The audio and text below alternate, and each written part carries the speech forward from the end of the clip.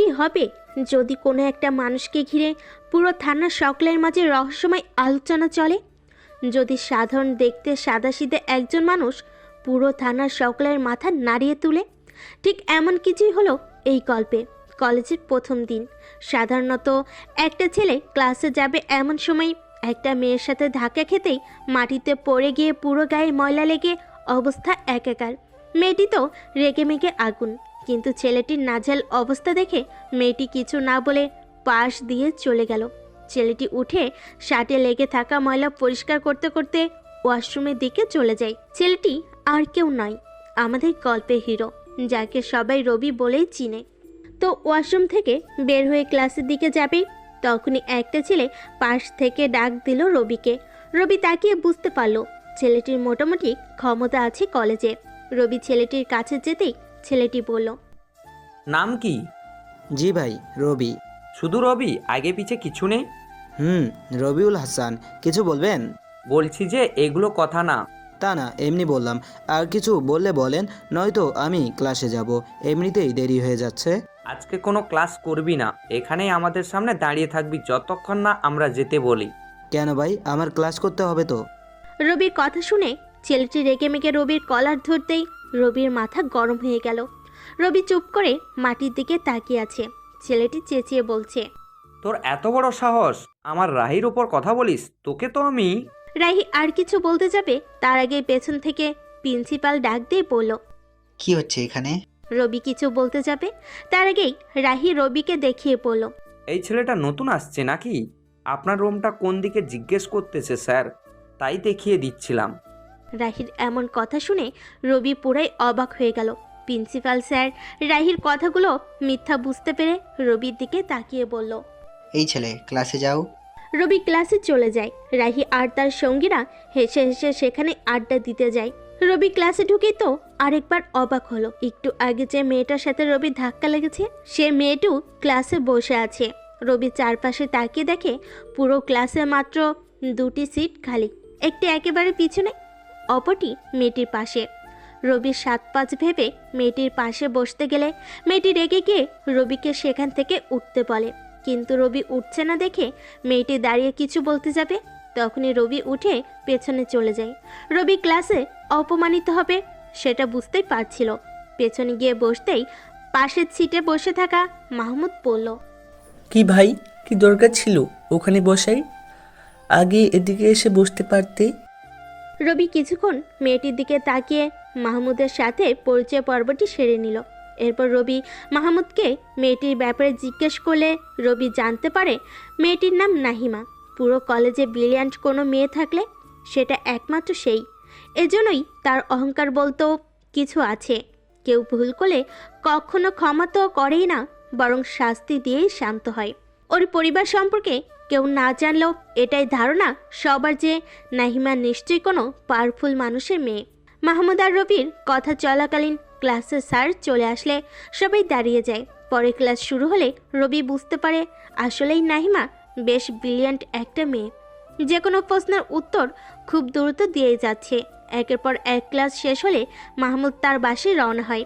রবি কলেজের গেট বরাবর আসলে পেছন থেকে নাহিমা ডাক দিয়ে থামিয়ে রবিকে বলে, কিরে, নতুন নাকি?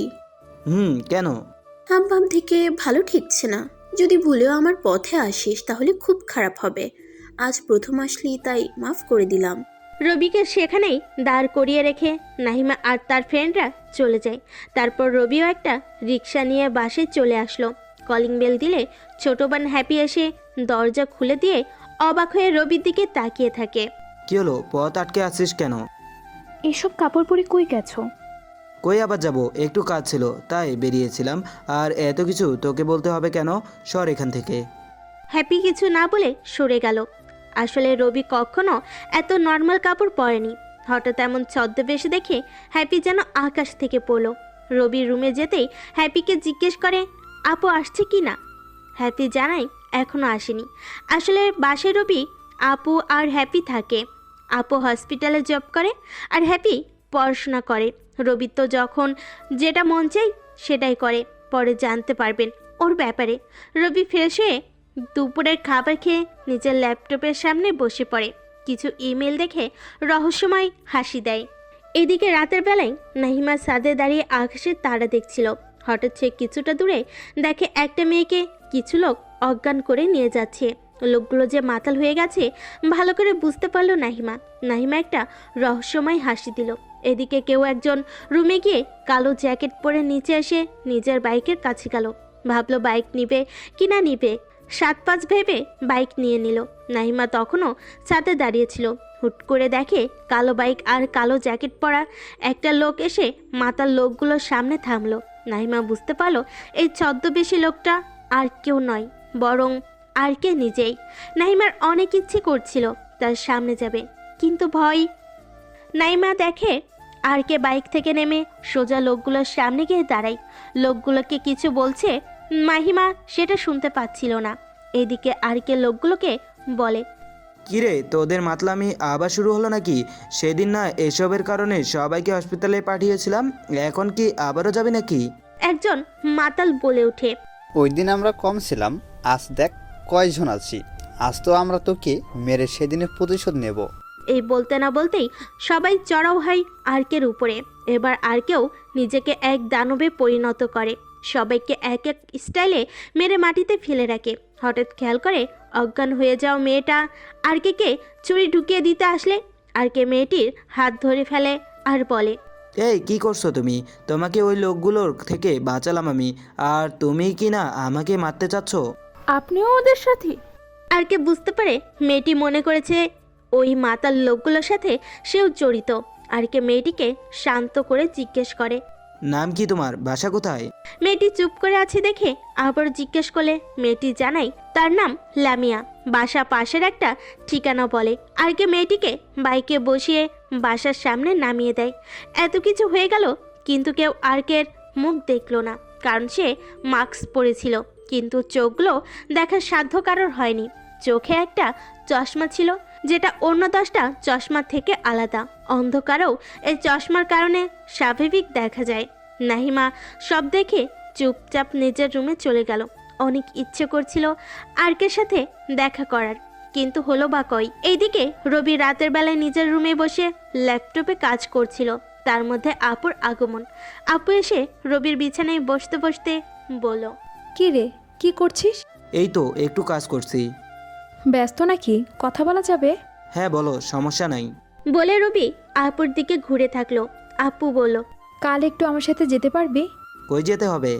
একটু কাজ আছে, গেলেই দেখতে পারবি। ওকে, তুমি যখন বলছো গেলাম না হয়। কয়টায় যেতে হবে বলো? সকালে বের হব 10টার দিকে।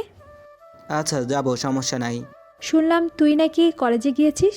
রবি বুঝতে পারলো রাশেদ সব কিছু জানিয়ে দিয়েছে আপুকে। রবি কখন কোথায় যায় না যায়, কি করে না করে, সব খবর আপুকে দেয়। রাশেদ হলো রবি সেই স্কুল লাইফের বন্ধু, যাকে ছাড়া রবি কোনো কিছুই করে না। রবি রাশেদের কথা ভাবছে। পাশ থেকে আপু আবার বলল, কি রে বল, কলেজে কেন গিয়েছিলি? একটু কাজ ছিল, তেমন কোনো বড় ব্যাপার না, পরে তোমাকে জানাবো। সাবধানে থাকিস, আর আমি রাশেদকে বলে দিব তোকে দেখে রাখতে। আচ্ছা, সমস্যা নাই। আপু চলে গেল। রবি নিজের ল্যাপটপে আবারও কাজ করতে বসে পড়ল। রাতে ডিনারের সময় হলে হ্যাপি এসে রবিকে ডিনার করতে ডেকে যায়। রবি ডিনার টেবিলে বসে হ্যাপি আবারও রবিকে সেই ময়লা কাপড় পরার কারণ জানতে চায়।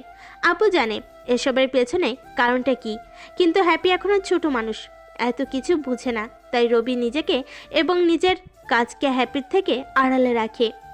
রবির দ্বিতীয় রূপ দেখলে হ্যাপি অনেক ভয় পাবে, যেটা রবি কিংবা আপু কখনোই চায় না। পরদিন রবি সকালে আপুর সাথে রিক্সা নিয়ে বের হলে মাঝপথে দেখে কিছু বাচ্চাদের সাথে নাহিমা কথা বলছে। রবি প্রথমে চিনতে না পারলেও পরে ঠিকই চিনতে পারে, সবগুলো অনাথ আশ্রমের বাচ্চা। রবি কিছু সময় নাহিমার দিকে তাকিয়ে থাকে। পাশের সিটে বসে থাকা আপু বলে, কি রে, মেয়েটাকে এভাবে দেখছিস যে? কোথাও কি লেখা আছে মেয়েটাকে দেখা বারণ? আমি তো ওই বাচ্চাগুলোকে দেখছি। সময়টা আমিও পার করে এসেছি। হয়েছে, একটু বেশি বুঝো তুমি। আপুর থেকে রবি নাহিমার দিকে তাকালো, কথাগুলো লুকিয়েছে, তা না হলে আরো অনেক কথা বলবে আপু। আরো কিছুটা পথ যাওয়ার পর আপু রিক্সা থামতে বলে। রবি রিক্সা থেকে নেমে দেখে একটা বড় বিল্ডিং এর সামনে খোলা একটা মাঠ, আর সেখানে বিভিন্ন বয়সী লোকজন বসে আছে। গেটের দিকে চোখ পড়তেই দেখে সাইনবোর্ড টাঙ্গানো আর তাতে লেখা আছে বৃদ্ধাশ্রম। রবি বুঝতে পারছে না সেখানে কেন এলো। রবি আপুকে জিজ্ঞেস করে। আপু, আমরা এখানে কেন এলাম? ভেতরে গেলে বুঝবি, চল। রবি আর কথা না বাড়িয়ে ভেতরে গিয়ে দেখে অনেকে আপুকে দেখে আপুর দিকে আসছে। আপু একজন লোককে বলে। বলেন চাচা, সেদিন আমাকে যা বলেছিলেন আজ আবার বলুন। আপুর কথা শুনে লোকটা রবির দিকে একবার তাকায়, আপুর দিকে আরেকবার তাকায়। লোকটা বলতেছে না দেখে আপু আবার বলতে বলল। লোকটা বলতে শুরু করে। আমি বৃদ্ধাশ্রমে থাকি এবং এর দেখাশোনা করি। দীর্ঘদিন ধরে এখানে আছি। এই বৃদ্ধাশ্রমের মালিক 6 মাস আগে মারা গেছে। তার কোনো ছেলে মেয়ে না থাকায় এখন আর কেউ এখানে দেখাশোনা করতে আসে না। এই সুযোগটা এলাকার এমপি নিচ্ছে। আমাদের প্রথমে 3 মাস মতো সে খরচ দিয়েছে। তারপর একদিন সরকারি বয়স্ক ভাতা দিবে বলে আমাদের থেকে কিছু কাগজে সাইন নিয়ে এখন আমাদের বলতেছে এই জায়গা ছেড়ে দিতে। এখন এই জায়গার মালিক নাকি সে। এখন আমরা এতগুলো মানুষ কোথায় যাব, কি করব, কিছু বুঝতে পারছি না। লোকটা কথাগুলো বলে থেমে গেল। রবির দিকে তাকিয়ে আছে আপু। রবি কিছু বলছে না। আপু নিজের পার্স থেকে কিছু টাকা বের করে লোকটার হাতে দিয়ে বলল। চাচা, চিন্তা করবেন না, টাকাগুলো রাখেন, দেখি এমপির সাথে কথা বলে। কথা শেষ করে আপু চলে আসলো। রিক্সা নিয়ে আপু আর রবি সোজা বাসায় চলে আসে। মাঝপথে কোনো কথা হয়নি। বাসে এসে রবি আপুকে জিজ্ঞেস করে। তুমি এসব কিভাবে জানলে? সেই দিন কাজ শেষ করে ফেলার পথে দেখি লোকটা বৃদ্ধাশ্রমের সামনে মন খারাপ করে বসে আছে। সাথে আরও 2 জন ছিল, সবাই মাথা হাত দিয়ে বসে আছে। তাদের দেখে মনে হলো কোনো বিপদে পড়েছে, তাই আমি তাদের কাছে গিয়ে জানতে পারি এমপি তাদের থাকার জায়গা কেড়ে নিয়েছে। জানার পর আমার খুব খারাপ লাগে। পরে চিন্তা করলাম তুই এসব নিজেই যদি শুনিস তাহলে কিছু একটা করতে পারবি, তাদের কষ্টটা অন্তত বুঝতে পারবি। ঠিক আছে, আমি দেখছি। রবি নিজের রুমে চলে গেল। আপু একটা মুচকি হাসি দিল।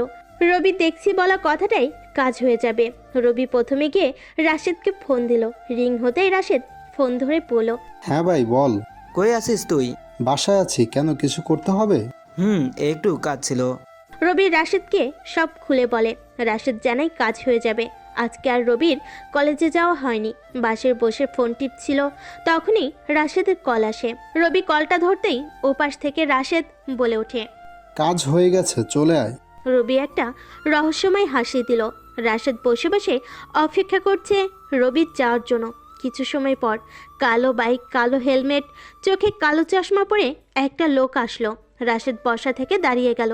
রাশেদের চারপাশে থাকা লোকেরা দাঁড়িয়ে মাথা নিচু করে রইল। রাশেদের মাথায় শুধু উঁচু আছে। ছদ্মবেশী লোকটা রাশেদের কাছে যেতেই পাশের একটা নতুন লোক মাথা তুলে রাশেদকে বলল। ভাই এটা কে? এটা হলো আমাদের সবার বস মিস্টার আর কে। লোকটা মাথা নিচু করে ফেলল। লোকটা রাশেদের সাথে কাজ করছে 3 মাস হচ্ছে। কখনো আর কে সামনে দেখেনি, তবে অনেক নাম ডাক শুনেছে।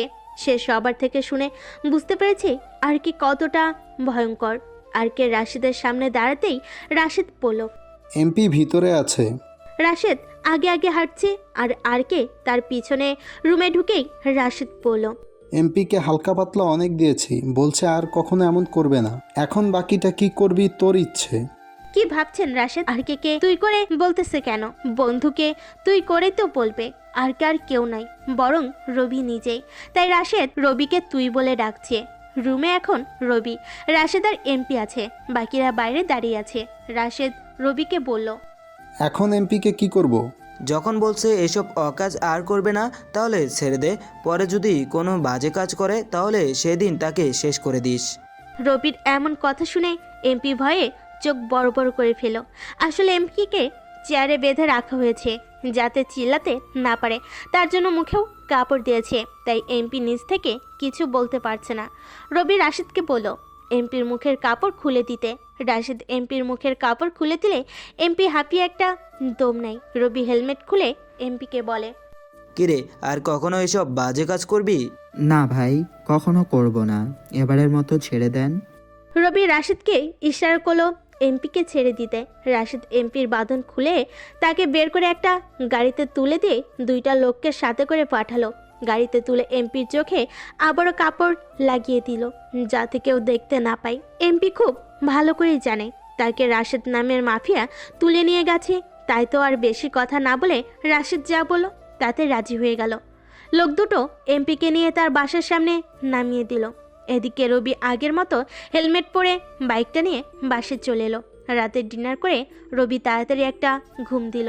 সকালে হ্যাপি ডাকে রবির ঘুম ভাঙলে রবি উঠে ফ্রেশ হয়ে ফোনটা হাতে নিয়ে দেখে রাশেদ কিছু পিক পাঠিয়েছে। রবি ফোনটা নিয়ে নাস্তার টেবিলে গিয়ে বসলো। নাস্তা করতে করতে বাম হাতে ফোনটা টিপতে টিপতেই রাশেদের পাঠানো পিকগুলো দেখলো। আপু টিভিটা অন করে নাস্তার টেবিলে বসলো। নিত্যদিনের মতো নাস্তা করার পাশাপাশি খবর শুনবে।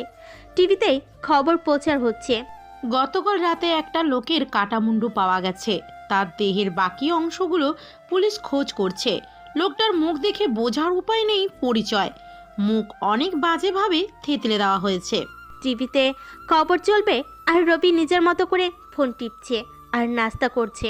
খবর শুনে তার কোনো ভ্রুক্ষেপ নেই। আপু রবিকে বলল, কী রে, খবরটা শুনেছিস? হ্যাঁ শুনছি। এসব খুনাখুনি দিন দিন বেড়েই চলেছে। কয়দিন পর দেখা যাবে দিনের বেলায় কেউ কাউকে খুন করছে, না জানি সেদিন কি হবে। হ্যাপির কথা শুনে রবি বলল, হ্যাঁ হবে তো, খুব তাড়াতাড়ি হবে হয়তো। রবির কথা শুনে আপু বুঝতে পারলো সামনে রবি আরও ভয়ঙ্কর কিছু করতে চলেছে। এখন রবিকে না থামালে সামনে আরও ভয়ঙ্কর পরিস্থিতি সৃষ্টি হবে। সবাই চুপচাপ নাস্তা করে যাচ্ছে। এদিকে পুলিশ লাশটার বাকি অংশগুলো এক এক করে জানতে পারে লোকটা এমপি সাহেবের খুব কাছের একজন মানুষ। এমপি এই খবর শুনে তো তেলের বেগুনে জ্বলে উঠল। তার এমন কাছের লোককে কে বা কারা মেরেছে সে খবর নিতে বলেছে এমপির বাকি লোকেদের। এদিকে নাস্তা শেষ করে রবি কলেজে আসে। আবারও সেই আগের দিনের মতো অতি সাধারণ জামা কাপড় পরেছে। কলেজে গিয়ে দেখা হয় মাহমুদের সাথে। মাহমুদ একটা গাছের নিচে বসে আছে, সাথে আরও দুজন ফ্রেন্ড। রবি যেতেই মাহমুদ তার বন্ধুগুলোর সাথে পরিচয় করিয়ে দিল। একজনের নাম শিহাব, অপরজনের নাম শুভ্র। রবি দুজনের সাথে পরিচিত হয়ে তাদের পাশে বসে আড্ডা দিতে লাগলো। একটু পর সেখানে রাহি ও তার বন্ধুরা আসে। রবি মাহমুদকে বলে, আচ্ছা এই রাহি কোন ইয়ারে? আরে আমাদের সাথেই প্রথম বয়সে। ওর ভাই অনেক ক্ষমতাবান, তাই এত কম বয়সে এসব করে বেড়াই। স্যারেরা তো কিছুই বলে না, তাই এভাবে সবার মাথায় চড়ে নাচতেছে। রবি আর মাহমুদ কথা বলতে বলতে রাহি একেবারেই তাদের কাছে চলে এলো। রাহি রবিকে বলল, কিরে হিরো, সেদিন তো স্যারের কারণে বেঁচে গেলি। ভাবলাম কাল একটু মজা নিব, কিন্তু দেখি তুই তো কাল আসিস নাই।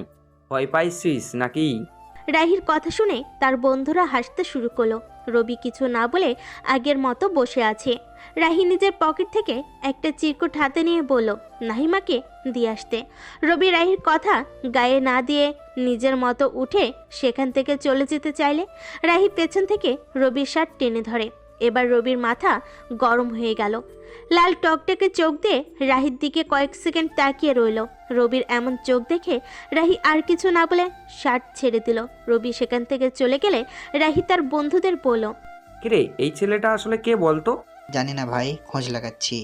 আজকের মধ্যে সব তথ্য হাজির করব। খুব তাড়াতাড়ি বের কর ছেলেটাকে। হাবভাব দেখে মনে হচ্ছে তার দ্বিতীয় রূপও আছে। রাহি তার বন্ধুদের সাথে কথা বলছে। এদিকে রবি ক্লাসে চলে আসলো। স্যার আসতে আরও কিছুটা দেরি, তাই রবি মাহমুদের সাথে কথা বলছে। কথা বলতে বলতে এক পর্যায়ে রবি মাহমুদকে বলল, আচ্ছা আমি শুনছি এখানে মাদকের কারবার চলে, এটা কি সত্যি? তুই কিভাবে জানলি এটা? আমিও এমন কিছু শুনেছিলাম। কলেজের গেটে কেউ একজন বলেছিল, তাই জিজ্ঞাসা করলাম। এটা সত্য তাহলে? আমিও শুনেছি। আমার মনে হয় রাহি এসবের সাথে জড়িত। সে যেভাবে জুনিয়র হয়েও সিনিয়রদের মুরগি বানায়, আমার মনে হয় সে এই ব্যাপারে ভালোই জানবে। তাহলে রাহির থেকে জানতে হবে এটা। রাহির থেকে জানতে হবে কেন? আর তুই এসব জেনে কি করবি? আরে তেমন কিছু না, এমনি বললাম। দেখিস আবার বেশি কিছু করতে যাইস না, পরে আবার বিপদে পড়বি। দুজনের কথার মাঝে রবি দেখে দরজা দিয়ে একটা শ্যামবতী প্রবেশ করছে। চেয়ার কেউ নয়, নাহিমা। রবি অপলক দৃষ্টিতে তাকিয়ে আছে তার দিকে। লাল টকটকে শাড়িতে নাহিমাকে যা লাগছে না। রবি এক দৃষ্টিতে তাকিয়ে টাকা দেখে মাহমুদ বলল, কিরে এভাবে তাকিয়ে আছিস কেন? পরে আবার সমস্যা হবে। মাহমুদ কি বলছে রবি কিছু শুনছে না, শুনবেই বা কিভাবে? সে তো তাকিয়ে আছে নাহিমার দিকে। এভাবে রবির দিকে তাকিয়ে থাকা নাহিমার ভালো করে খেয়াল করলো, কিন্তু কিছু বলল না। স্যার ক্লাস শুরু করলে সবাই ক্লাসে মনোযোগী হলো, কিন্তু রবি, সে তো এক শ্যামবতীর মায়ায় আটকে গেছে। না আছে ক্লাসে মনোযোগ, না স্যারের কথা মনে আছে। স্যারও রবির বিষয়টি খেয়াল করলো, কিন্তু স্যারও কিছু বলল না। ক্লাস শেষ হয়ে গেলে রবি বাইরে চলে আসে। ক্লাসটা আর ভালো লাগছে না। নাহিমা তো অনেক আগে বের হয়ে গেছে ক্লাস থেকে, তাই হয়তো রবিরও ভালো লাগছে না। ক্লাস থেকে বের হতেই রবির ফোনে কল আসলো। ফোনটা কানে দিতেই রবির মাথা গরম হয়ে গেল, চোখগুলো লাল হতে শুরু করলো। রবি ফোনটা রেখে দিয়ে সোজা কলেজ থেকে বাসায় ফিরল। রাশিদ ফোন দিয়েছিল, সে বলল কেউ ব্যাংকের অ্যাকাউন্ট হ্যাক করেছে রাশিদের। রবির মাথায় এজন্য গরম হলো, যেখানে এত সিকিউরিটি থাকার পরেও রাশিদের ব্যাংক অ্যাকাউন্ট হ্যাক করতে পেরেছে, সেখানে সাধারণ মানুষ কতটা নিরাপদে থাকবে। রবি বাসায় গিয়ে হ্যাপিকে এক কাপ চা দিতে বলে। দুপুরে খাবারের সময়ও হয়ে গেছে, তাই হ্যাপি রবিকে আগে খাবারটা খেয়ে নিতে বলে। কিন্তু রবি তো তর সইছে না হ্যাকারকে ধরার।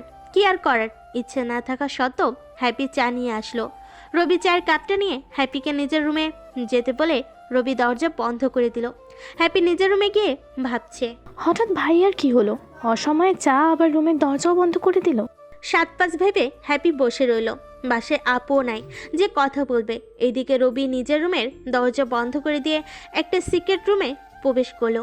অনেক দিন হলো সিক্রেট রুমটাই ঢোকা হয় না তার। এই রুমে ঢুকতেই রবির একটা পৈশাচিক হাসি আসলো।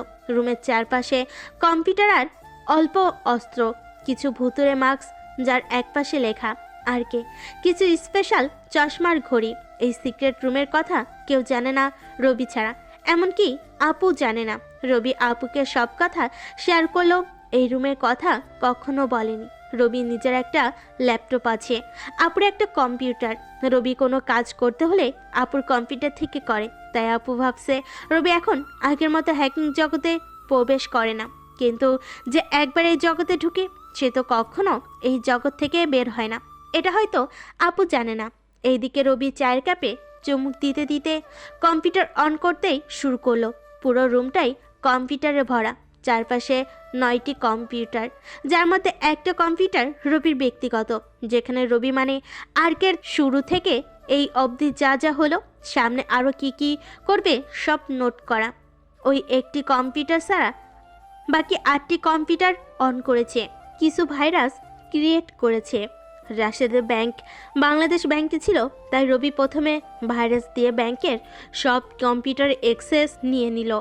এদিকে ব্যাংকের লোকজন অবাক, অনাকাঙ্ক্ষিতভাবে পুনরায় তাদের কম্পিউটারের অ্যাক্সেস অন্যের দখলে যাওয়ায় এই নিয়ে টানা 2 বার এমন হয় তারা বুঝতে পারছে না কি করবে।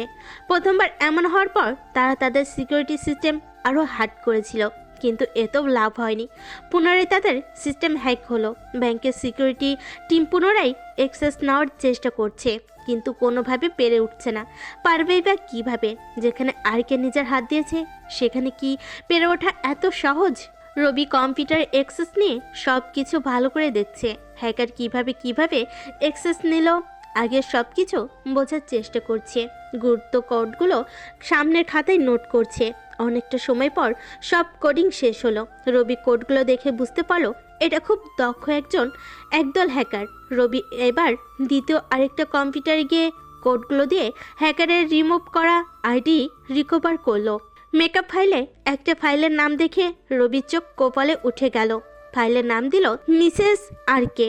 রবি এটা দেখে বুঝতে পারলো এটা একাধিক কোনো হ্যাকারের কাজ নয়, বরং একজন হ্যাকারের কাজ, আর সেটা অবশ্যই মেয়ে। রবি আরও বেশি করে মেয়েটার তথ্য জানার চেষ্টা করলে এক পর্যায়ে একটা শব্দ পায়, যেটা লেখা ছিল AAHNO। রবি লেখাটা দেখে বুঝে গেল এটা এলোমেলো করে লেখা, তাই রবি সেটা একটা অনুসারে সাজালো। 2 বার ট্রাই করার পর নামটা হলো অহনা, মানে অহনা। রবি তো এবার পুরোপুরি নিশ্চিত হয়ে গেল যে এটা একটা মেয়ে। রবি এবার দেখতে ট্রাই করলো কেন মেয়েটি ব্যাংক অ্যাকাউন্ট হ্যাক করলো রাশিদের। আর কিছু সময় পর রবি বুঝতে পারে মেয়েটির অ্যাকাউন্ট হ্যাক করলেও একটা টাকাও চুরি করে নাই। অন্য কারোর অ্যাকাউন্টও হ্যাক করে নাই, কেবল রাশেদেরটা ছাড়া। তার মানে কিছু বুঝতে পারছেন? মানে মেয়েটা রাশেদের মাধ্যমে মিস্টার আরকের সাথে যোগাযোগ করতে চাচ্ছে। এই জিনিসটা বোঝার পর রবি একটা মুচকি হাসি দিয়ে ঠান্ডা হয়ে যাওয়া চায়ের কাপে চুমুক দিয়ে চাটা রেখে দিল। চাটা আর খাওয়া যাবে না, একেবারে যে ঠান্ডা হয়ে গেছে। রবি এবার ব্যাংকের সিকিউরিটি সিস্টেম আরও জোরালো করে দিল, যাতে কেউ চাইলেও আর হ্যাক করতে না পারে। পুরো বাংলাদেশ ব্যাংকের সিকিউরিটি সিস্টেম এমনভাবে সাজালো যাতে কেউ হ্যাক করতে চাইলে রবির কম্পিউটারে অ্যালার্ট আসে। এবারের সিকিউরিটি সিস্টেমটা চার দেওয়ালের মাঝখানে একটা বন্ধ রুমে কোনো মূল্যবান জিনিস রেখে দেওয়ার মতো, যেটা আজীবন সেফ থাকবে। রবি আরও কিছু তথ্য নোট করে নিয়ে ব্যাংকের কম্পিউটারগুলোর অ্যাক্সেস ছেড়ে দিল। ব্যাংকের লোকেরা নিজেদের অ্যাক্সেস পেয়ে কিছুটা আনন্দিত হলো। টাকা নিয়ে গেছে কিনা সেটা নিয়ে দুশ্চিন্তায় ছিল। একটু পর কম্পিউটারে ভেসে উঠল আরকে, নিচে ছোট্ট একটা লেখা, the countries security need very much. দেশের ব্যাংকের সুরক্ষা খুব দরকার। তার মানে সবাই বুঝে গেল আরকে তাদের সব সিস্টেম আপডেট করে নতুনভাবে সাজিয়েছে।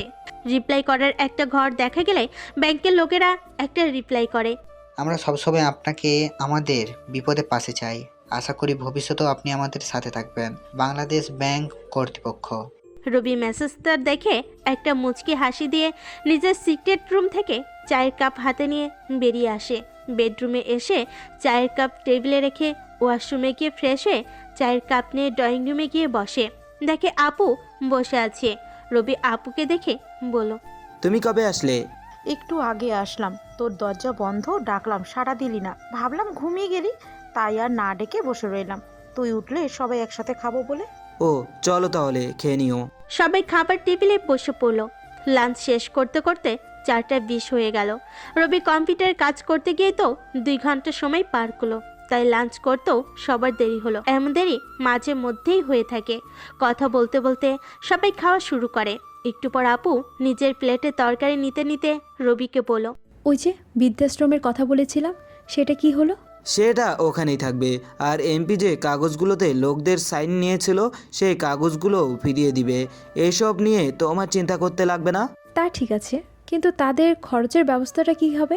ওটাও হয়ে যাবে। আর আমি একটা প্ল্যান করেছি, বৃদ্ধাশ্রমের সামনে আরেকটা অনাথ আশ্রমের ব্যবস্থা করব, যাতে বৃদ্ধরা নাতি নাতনি পায় আর শিশুরা দাদা দাদি পায়। এতে বাচ্চাদের মাঝেও ভ্রাতৃত্ব তৈরি হবে। তুমি কি বলো? আপনি কিছু বলার আগেই হ্যাপি বড় করে বলল, এটা তো খুব ভালো হবে ভাইয়া। হ্যাপির কথা শুনে রবি একটা মুচকি হাসি দিল। আপু মাথা নেড়ে সম্মতি জানালো। আরও বিভিন্ন কথা বলতে বলতে খাবার শেষ করলো। রবি সোফায় বসে ফোনটা হাতে নিয়ে রাশিদকে কল দিল। রাশিদ ফোন ধরেই বলল, এমপি কাগজগুলো ফিরিয়ে দিয়েছে, এখন কাগজগুলো কি করব? ছিঁড়ে ফেল, আর কি করবি? আর হ্যাঁ, তোর ব্যাংক অ্যাকাউন্ট একটা মেয়ে হ্যাক করেছে। মেয়েটি আমার কোনো হদিশ না পেয়ে তোর মাধ্যমে আমার সাথে যোগাযোগ করার চেষ্টা করছে। এইসব নিয়ে তোর চিন্তা করার লাগবে না, মেয়েটি তোর পিছনেই পড়ে থাকবে। মাথা গরম করিস না, আমি ব্যাপারটা দেখব। আর হ্যাঁ, মেয়েটি শুধু আমার সাথে যোগাযোগ করার জন্য এমন করছে, ব্যাংকের টাকা পয়সা বা তথ্যের জন্য এসব করছে না। আর রাতে আমি আসছি, কাজ আছে, রেডি থাকিস। রবি ফোনটা রেখে দিলে আপু আর হ্যাপি কাজ শেষ করে সোফায় এসে বসে। হ্যাপি টিভিটা অন করে দিল। নিজের মতো করে টিভি দেখছে সে। আর রবি চিন্তা করছে কলেজের মিশনটা কিভাবে তাড়াতাড়ি শেষ করা যায়। কিছু সময় পর রবি নিজের রুমে গিয়ে ঘুমিয়ে পড়ে। একেবারে সন্ধ্যায় হ্যাপি রুমে এসে ডাকলেই তবে ঘুম ভাঙে। রবি ঘুম থেকে উঠে ছাদে যায়। একটু পর হাতে 2 কাপ কফি নিয়ে আপু ছাদে গেলে আপুর হাত থেকে একটা কফি রবি নিয়ে কফিতে চুমুক দিতে দিতেই আপুকে বলল, আজ রাতে ছোট একটা কাজে বেরোতে হবে। কি কাজ? একটা ছেলের থেকে কিছু তথ্য বের করতে হবে। শুধু কি তাই নাকি আরও কিছু? আপাতত শুধু এটাই। আপু আর রবি ছাদে দাঁড়িয়ে আরও কিছু সময় আড্ডা দিল। কিছু সময় পর রবি নিজের রুমে এসে রাশিদকে ফোন দিয়ে বলল ছেলেটা কোথায় আছে জানতে আর রবিকে জানাতে। ছবিটা আর কারণ নয়, রাহির। রাশেদ 10 মিনিট পর ফোন দিয়ে জানালো রাহি তার বাসার থেকে বেরিয়ে সামনে 3 রাস্তার মোড়ে বসে কয়েকজনের সাথে আড্ডা দিচ্ছে। এবার রবি রাশেদকে জানিয়ে দিল কি করতে হবে। রবি নিজের দ্বিতীয় বাইকটা নিল। রবির 2টা বাইক আছে, একটা সে মিশনের সময় ব্যবহার করে, অপরটা বাইরে কোথাও গেলে নিয়ে যায়, কারোর সাথে দেখা করতে বা কলেজে গেলে নিয়ে যায়। এবার রবি দ্বিতীয় বাইকটা নিয়ে মোড়ের দিকে গেলে দেখতে পায় রাহি প্রচণ্ড জোরে দৌড়াচ্ছে। রবি গিয়ে তার সামনে ব্রেক করে। পেছন থেকে কয়েকজন লোক হাতে পিস্তল নিয়ে দৌড়াচ্ছে রাহিকে। রবি রাহিকে নিজের বাইকে বসিয়ে সোজা সেখান থেকে একটা বাড়ির সামনে গিয়ে থামলো। এতক্ষণ ধরে রাহি রবির মুখটা দেখেনি। রবি হেলমেট খুলে রাহি অবাক হয়ে যায়। যে রবি কলেজে এত নিচু হয়ে থাকে তার কিনা এমন একটা বাইক, তাও এত ভালো ড্রাইভ করতে পারে। রবিকে দেখে রাহি বলল, তুই? আমার কথা বাদ দে, ওই লোকগুলো কারা? তোকে তাড়া করছিল কেন? জানি না লোকগুলো কারা, আমাকে কেন তাড়া করছে তাও জানি না। হয়তো ধরতে পারলে মেরেই ফেলতো। তুই না থাকলে আজ কি যে হতো। এই বলে রাহি একটা দীর্ঘশ্বাস ফেলে। রবি এবার রাহিকে বলে, চিন্তা করিস না, এখন আর কোনো ভয় নেই। চল বাসায় যাই, এটা আমার বাসা। তার মানে রবি নিজের বাসায় রাহিকে নিয়ে আসছে।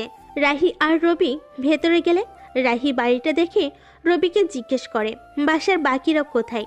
এখানে কেউ থাকে না আমি ছাড়া। পরিবারের সবাই অন্য জায়গায় থাকে। পড়াশোনার সুবিধার্থে আমি এখানে থাকি। রবি রাহিকে বসতে বলে এক গ্লাস পানি এনে রাহিকে দিলে এক চুমুকে পুরো পানি শেষ করে ফেলে রাহি। রবি রাহির পাশে বসতে বসতে বলে, চিন্তা করিস না, সব ঠিক হয়ে যাবে। বল কি খাবি? কিছু খাবো না রে, তুই আমাকে আজকে অনেক বড় বিপদ থেকে বাঁচালি। অনেক অনেক ধন্যবাদ তোকে। আর কলেজে যা করছি সব কিছুর জন্য সরি রে। বাদ দে ওসব, যা হয়েছে সব ভুলে যা। ওসব মনে করে লাভ কি বল? আমি ওসব ভুলে গেছি, এখন তুইও ভুলে যা। সরি রে। ইটস ওকে বন্ধু। বন্ধু? আমরা তো একসাথে পড়ি, তাহলে তো আমরা বন্ধুই। রবির কথা শুনে রাহি বসা থেকে উঠে রবিকে জড়িয়ে ধরলো। রবি এখন বুঝতে পারলো রাহি কলেজে যা করে ফান করেই করে। হয়তো সে এটা বুঝতে পারে না তার ফান করার কারণে অনেকের সমস্যা হচ্ছে। বাইরে যে যেমনই হোক ভেতর অনেকটা ভালো সে। দুজন বসে বসে কিছু সময় কাটিয়ে দিল। কথা বলতে বলতে রাশেদ কল দিলে রবি কলটা ধরতেই ওপাশ থেকে রাশেদ বলল, কাজ কি হয়েছে? হ্যাঁ, রাতে আসছি, কথা হবে। তাহলে এটাই তোর প্ল্যান ছিল? আমাদের লোকেরা রাহির পিছু করবে আর তুই তাকে বাইকে তুলে নিয়ে যাবি আর সব তথ্য তার থেকে বের করবি? এটাই ছিল। এখন রাখছি। রবি ফোনটা কেটে দিলে রাহি জিজ্ঞেস করে, কে কল দিয়েছে? আমার একটা বন্ধু, ওর বাসায় যাওয়ার কথা। আমি তো বের হচ্ছিলাম ওর বাসায় যেতে, কিন্তু মাঝপথে তোকে কারা জানি তাড়া করছিল, তাই তোকে বাঁচাতে গিয়ে বন্ধুর বাসায় যাওয়া হয়নি। আর সে কল দিয়ে জিজ্ঞাসা করছে আরও কতক্ষণ লাগবে যেতে। তাহলে আমার জন্য তোর অনেক কিছু মিস হয়ে গেল। আরে ব্যাপার না, এখন যাব। চল, তোকেও বাসায় নামিয়ে দিব। রাহিকে নিয়ে রবি আবারও রাহির বাসার দিকে রওনা দিল। কিছু সময় পর রাহিকে বাসার সামনে নামিয়ে দিয়ে রবি চলে গেল রাশেদের বাসায়। রবি গেটের সামনে যেতেই দুজন লোক আসলো। রবিকে কিছু বলতে যাবে, তার আগে রাশেদ পেছন থেকে ডাক দিয়ে বলল, ওই আসতে দে তাকে। রবি সোজা রাশেদের সামনে গিয়ে থামলো। গেটে দুজন লোক দাঁড়িয়ে, যাদের কোমরে পিস্তল।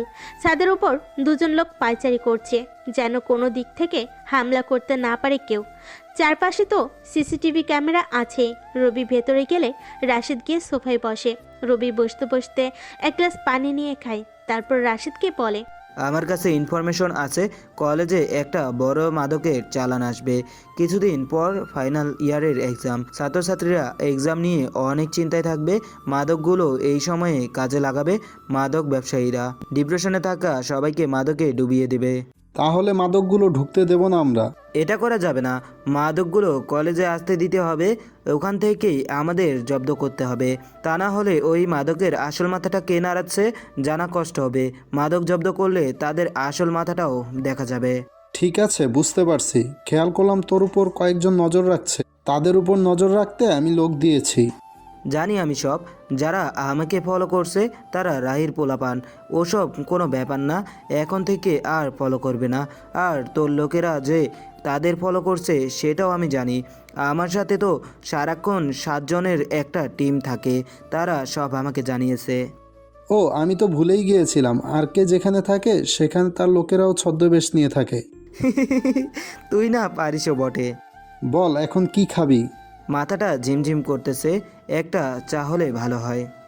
রবির কথা শেষ হতে না হতেই রাশেদ চা দিতে বলে 5 মিনিট পর চা নিয়ে এলো কাজের মেয়ে। রবি চায়ের কাপে চুমুক দিতে দিতে রাশেদকে বলল, আমার খুব তাড়াতাড়ি এই মিশন শেষ করতে হবে, সামনে বড় একটা ধামাকা আসতে চলেছে। কি আসবে সামনে? পরে জানাবো, এখন কিছু প্ল্যান করছি শোন। আমার আরও কিছু গার্ড লাগবে যারা আমার বলা লোককে ফলো করবে। অবশ্য তাদের প্রত্যেককে ভীষণ চালাক হতে হবে, ভালো শুটারও হতে হবে, অদক্ষ কাউকে রাখা যাবে না। তোর টিমে একজন ভালো পারদর্শী সব কাজে। কি যেন নাম? জাকির? আরে না, আরেকটা। জয়? হ্যাঁ, জয়কে আমার লাগবে। সে দেখতে যেমন স্মার্ট, কাজেও তেমন স্মার্ট। সেদিন একটা মিশনে দেখলাম বীরের মতো কাজ করছে সে। আর একটু ভালো করে সব শিখিয়ে দে তাকে, সামনে ওর ভালো কিছু দেখছি আমি। কোনো ব্যাপার না, আমি ওকে নিজেই সব দেখিয়ে দেব। রবি আর রাশেদ আরও কিছু সময় কথা বলে রবি হেলমেট পরে নিজের বাসের দিকে রওনা দিল। কিছুটা পথ গেলে আপু ফোন করে। রবি গাড়ি ড্রাইভ করছিল তাই বুঝতে পারেনি। বাসায় গিয়ে কলিং বেল দিতে দিতে ফোনটা হাতে নিয়ে দেখে আপু 2টা কল দিয়েছে। এদিকে আপু এসে দরজা খুলে দিলে রবি ফোনের দিকে তাকিয়ে বলে, তুমি 2টা কল দিছো? এত রাতে বাইরে থাকাটা ঠিক হবে না, ফোনটা তো ধরতে পারিস। গাড়িতে ছিলাম তাই বুঝতে পারিনি। চলো তো এখন। হ্যাপি কোথায়? পড়তেছে, তুই আসলে ডিনার করবে বলে বসে আছে। ওকে ডাকো তাহলে, আমিও ফ্রেশ হয়ে আসছি। রবি নিজের রুমে গেলে তাৎক্ষণিক একটা অ্যালার্ট আসে ফোনে। কেউ এবার রবির একটা ওয়েবসাইট হ্যাক করার চেষ্টা করেছে। রবি মুচকি হেসে ডিনার টেবিলে গিয়ে বসলো। আপুর সাথে কথা বলতে বলতে ডিনার শেষ করলো। রুমে এসে নিজের সেই সিক্রেট রুমে প্রবেশ করলো। পরপর 3টা কম্পিউটার ওপেন করলো। কিছু সময় কিবোর্ডে হাত চালিয়ে বুঝতে পারলো এটা সেই হ্যাকার যে রাশেদের ব্যাংক অ্যাকাউন্ট হ্যাক করেছে। মানে এটাই সেই অহনা। রবি এবার নিজ থেকে অহনার সাথে যোগাযোগ করতে চাইলো। কীভাবেই বা করবে? রবি অহনার পুরো সিকিউরিটি সিস্টেম এবং কম্পিউটারের অ্যাক্সেস নিয়ে নিল। অহনার কম্পিউটারের যাবতীয় তথ্য কপি করে নিয়ে রবি তার কম্পিউটার সেরে উঠে গেল। এখন অহনার কম্পিউটারে কী কী ছিল সেগুলো দেখার পালা। সিক্রেট রুম ছেড়ে নিজের বেডরুমে এসে হাতে থাকা পেন ড্রাইভ ল্যাপটপে লাগিয়ে দেখা শুরু করলো অহনার তথ্যগুলো। বেশ কিছু তথ্য সেখানে আছে, কিন্তু কাজের তথ্য নাই বললেই চলে। যখন শেষ ফাইলে ঢুকলো তখন একটা নাম্বার দেখতে পেল। ওই নাম্বারে ক্লিক করলে আর কোনো কিছু আসছে না। রবি এবার বুঝতে পারলো এই ফাইল খালি, কিন্তু এরপরও কেমন যেন একটা খটকা লাগলো। রবি পরপর কয়েকবার ক্লিক করলে ফাইলটাও ওপেন হয়, তবে ভেতরে কিছু কোড ছাড়া আর কিছু নেই। রবি এসব নিয়ে পরে ভাববে চিন্তা করে ল্যাপটপটা পাশে রেখেই ঘুমিয়ে গেল। সকালে ঘুম থেকে উঠে ফ্রেশ হয়ে নাস্তা করতে গেলে টিভিতে একটা খবর শুনে মুচকি হেসে ওঠে। যে লাশের মাথা পেয়েছিল তার শরীরের বাকি অংশগুলো পুলিশ পেয়েছে এবং শরীরের একটা অংশে লেখা পেয়েছে আরকে। আর এই আরকে নিয়ে আজ বের হয়েছে ম্যাগাজিন। এই খবর শুনে রবি মুচকি হাসলো। হ্যাপি তো বলেই বসলো রবিকে যে ম্যাগাজিন বের হয়েছে তা যেন ওর জন্য এক টানে। হ্যাপি এখনও জানে না যাকে নিয়ে এত আলোচনা সমালোচনা চলছে। যে আর কে ওর নামে ম্যাগাজিন ছাপানো হয়েছে সে আর কেউ নয়, তারই ভাই রবি। এই লাশটাকে নিয়ে থানা পুলিশ সবাই ভাবছিল। পরে যখন জানতে পারে এর পেছনে আরকের হাত আছে তখন লাশের কথা বাদ দিয়ে সবাই আরকের চিন্তা করছে। থানার সবাই ভাবছে কে এই আরকে, কে এই ছেলে, কোথা থেকে এলো, আসল উদ্দেশ্য কি, এসব নিয়ে তো চিন্তা করছে। এবার বুঝলেন তো প্রথমে কেন বলেছিলাম সবাই একজনকে নিয়েই আলোচনায় মেতেছে। থানা পুলিশ থেকে সাধারণ মানুষ সবাই এই আরকে নিয়ে মেতেছে। এর আগেও অনেক ম্যাগাজিন বের হয়েছে আরকে এর নামে, কিন্তু এসব নিয়ে তার কোনো মাথা ব্যথা নাই। কত ম্যাগাজিন সামনেও আসবে আর যাবে। কয়েকদিন কেটে গেল। সেদিন রাহিকে রাশেদের লোকেদের হাত থেকে বাঁচানোর পর থেকে রবি কলেজে যায়নি। আজ অনেক দিন পর কলেজে যাচ্ছে। মাহমুদ তো রবিকে দেখেই অবাক। এই কয়দিনে দুজনের ফোনে কথা হলো। রবি জানিয়েছে এক্সামের আগে কলেজে যাবে না। আজ হঠাৎ চলে আসলো তাই মাহমুদ অবাক হলো। রবি মাহমুদের সাথে বসে কথা বলছে, এমন সময় রাহি তার বন্ধুরা কোথা থেকে এসে মাহমুদ আর রবির পাশে বসলো। রাহি রবির কাঁধে হাত রেখে বলল, কেমন আছিস বন্ধু? আছি আলহামদুলিল্লাহ ভালো, তুই কেমন আছিস? এই তো আছি ভালো। শোন, এখন আর আমি আগের মতো কাউকে মুরগি বানাই না, কারোর সাথে খারাপ ব্যবহারও করি না, একেবারে ভালো হওয়ার চেষ্টা করছি। শুধু তুই একা ভালো হলেও হবে না, চারপাশে তোর বন্ধুগুলোকেও ভালো করতে হবে। তুই যেভাবে করছিলি ওইভাবে কখনো নেতৃত্ব দেওয়া যায় না, নেতৃত্ব দিতে ভালো পথ ধরতে হয়। হ্যাঁ রে, আমি এই কয়েকদিনে এসব নিয়ে ভাবছিলাম। রবি মাহমুদ আর বাকিদের বলল সেখানে বসতে, আর রাহিকে বলল একটু সাইডে যেতে। রাহি রবির কথা মতো সাইডে গেলে রবি রাহিকে বলে, দেখ ভাই, আমি কখনো চাই না তুই কখনো খারাপ পথে যাস। সেদিন আমি তোকে হয়তো বাঁচাতে পেরেছিলাম, কিন্তু এইভাবে কে আর তোকে বাঁচাতে যাবে বল। আর কিছু বিষয় জানতে পেরেছি, আমি সে বিষয়গুলো নিয়ে তোকে কিছু প্রশ্ন করব, তুই মন চাইলে উত্তর দিবি, না চাইলে দিবি না। বল, কি জানতে চাস? কলেজ সহ আশেপাশের সব এলাকায় মাদকের চালান হয়, যা তুই ভালো করে জানিস। আমি জানতে চাই এসব কার হাত দিয়ে আসে আর কাদের কাছে পৌঁছায়। রবির এমন প্রশ্ন শুনে রাহি বড় বড় চোখ করে তাকিয়ে আছে তার দিকে। রাহির এমন ভয়ার্ত চাহনি দেখে রবি বলল, দেখ, ভয় পাওয়ার কোনো কারণ নেই, আমি এসব জানতে চাই না। শুধু এটা জেনে রাখ, তোর জন্য অনেকেই ডিপ্রেশন থেকে এসব মাদক সেবন করছে, তারা একদিন হয়তো শেষ হয়ে যাবে, কিন্তু তাদের ভেতর থেকে আশা ও অভিশাপ তোকে শেষ করে দেবে। ভুলিয়ে বালিয়ে তুই এসব করে নিজে কেন অভিশাপ কিনছিস? যার জন্য এসব করছিস সে কি তোর জন্য কিছু করবে বা কখনো কিছু করেছে? একটা কথা চিন্তা করে দেখ, সেদিন তোকে কারা তারা করেছিল, সেসব চাইলে বের করতে পারতো। তুই যার জন্য কাজ করিস সে কিন্তু তা করেনি। কেন জানিস? তুই না থাকলে তোর জায়গায় আরেকজন আসবে, কিন্তু সে নিজেকে পর্দার বাইরে বের করতে চায় না, সে নিজেকে একাই সেফ রেখেছে, মাঝখানে তুই ফেসে গেছিস। রবি কথাগুলো বলে যখনই সেখান থেকে চলে আসতে যাবে, রাহি একটা শব্দ বলল, এমপি। রবি দেখে রাহির পিছনে একটা ছেলে পিস্তল তাক করে রাহিকে শ্যুট করতে যাচ্ছে। রবি রাহিকে ধাক্কা দিয়ে ফেলে দিলে গুলিটা এসে রবির হাতে লাগে। শ্যুট করা লোকটা সেখান থেকে পালিয়ে যায়। রবির লোকেরা তার পিছু নিতে চাইলে রবি ইশারায় নিষেধ করে, কারণ রবির লোকেরা তার পিছু নিলে এতদিনের সব প্ল্যান ভেসে যাবে। রাহি আর তার বন্ধুরা মিলে রবিকে হসপিটালে নিয়ে আসে। রবিকে কেউ শ্যুট করেছে শুনে রাশেদ তো পুরো রেগে মেগে আগুন। লোকেদের আদেশ করলো যে রবিকে শ্যুট করেছে তাকে 1 ঘন্টার মধ্যে ধরে আনার জন্য। 10 জন লোক লাগিয়ে দিল একসাথে, আর রাশেদ নিজে ছদ্মবেশ ধরে একটা রিক্সা নিয়ে হসপিটালে চলে আসলো। রবির পাশে রাশি সহ আরও 3 জন বসেছিল। রাশিদকে দেখে রবি হুট করে চিনে ফেলল। রবি রাহি আর সবাইকে বাইরে যেতে বললে তারা সবাই বাইরে চলে যায়। রাশিদকে রবির পাশে বসে। রাশিদ রবিকে বলল, কিভাবে হলো এটা? আরে আমাকে শ্যুট করতে চায়নি, রাইকে শ্যুট করেছিল, আমি তাকে বাঁচাতে গিয়ে নিজে গুলি খেলাম। লোক লাগিয়ে দিয়েছি, কিছু সময়ের মধ্যে আমাদের লোকেরা শ্যুট করা লোককে নিয়ে আসবে। তুই এখানে না আসলেও পারতি। তুই হসপিটালের বেডে থাকবি, আমি কিভাবে আরামে বাসায় থাকি বল? তাছাড়া তোর চারপাশে থাকা আমাদের লোকগুলো কি করছিল? কেউ শ্যুট করছে আর তারা দাঁড়িয়ে দাঁড়িয়ে দেখছিল নাকি? এটা অনাকাঙ্ক্ষিতভাবে হয়েছে, আর আমি তাদের সবাইকে নাস্তা করতে যেতে বলেছি। একজন ছিল শুধু, সেও অনেকটা দূরে ছিল, তাই খেয়াল করিনি। বুঝতে পারছি, এবার তাহলে এদের পাল্টে দিতে হবে।